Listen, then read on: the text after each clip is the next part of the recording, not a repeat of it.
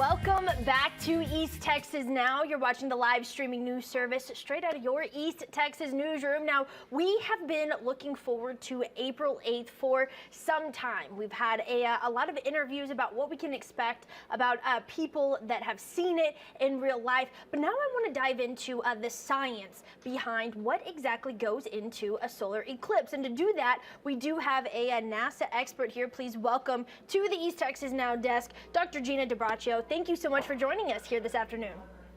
Hi, thanks for having me. Yeah, absolutely. Okay, so the eclipse is a major viewing event.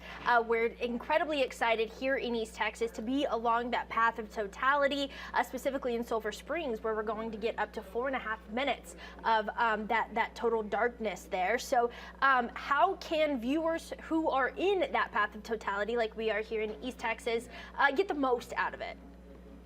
Yes, it's so great that you're in the path of totality. It is going to be a remarkable experience.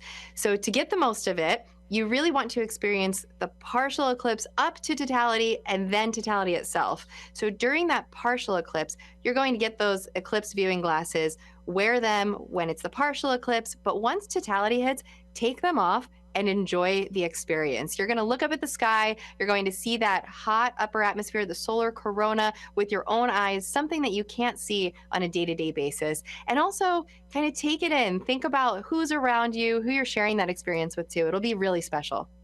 Were you able to experience the eclipse back in 2017? I was in Nashville for that one, and wow. I expect that it'll be quite different. I was in a private area with just some friends and family during that one. For this one, I'll be in Texas, actually, in Kerrville for one of the festivals going on, and there's going to be a bunch of people around me. What are you most excited about for this upcoming eclipse, again, in just a few short days, and how do you think it will differ, scientifically speaking, from 2017's? Yeah, so I am very excited about the science experiments that we have going on for NASA. Now, scientifically, one thing that might be different from the 2017 eclipse is we are currently going towards solar maximum. Solar maximum is when the sun peaks in its activity, and that's happening this year. So if we're lucky, what we're actually going to see is maybe a solar flare or some of these different activities going on during that total eclipse, and that would be really great to observe. Wow. Now, the total solar eclipse is truly the only time that we're able to see the outer atmosphere of the sun with our own eyes, right? At least with the naked eye. So what will scientists be looking for during the eclipse? What kind of experiences or resources are we able to utilize during a solar eclipse that we wouldn't be able to otherwise?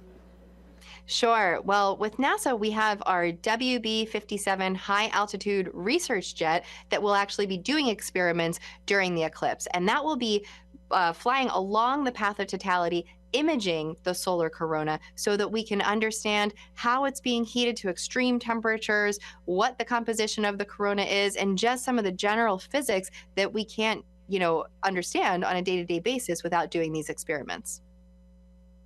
Now, what's so interesting about this is that people have been able to predict eclipses for quite some time, right? Upwards of 1,000 or so years.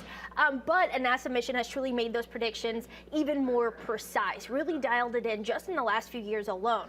Can you tell us about how scientists are using the Lunar Reconnaissance orbiter to improve those eclipse predictions? It's fascinating.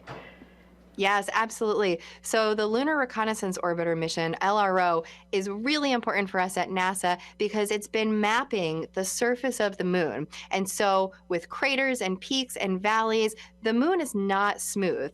And when we see the surface, that shadow of the moon cast on the Earth, it actually, where that shadow lies, depends on whether there's, a valley or a peak nearby. And so with that knowledge that we have, that data from LRO, we can better understand exactly where the shadow of the moon will hit during the eclipse. And that's how we know whether people will be in totality or not.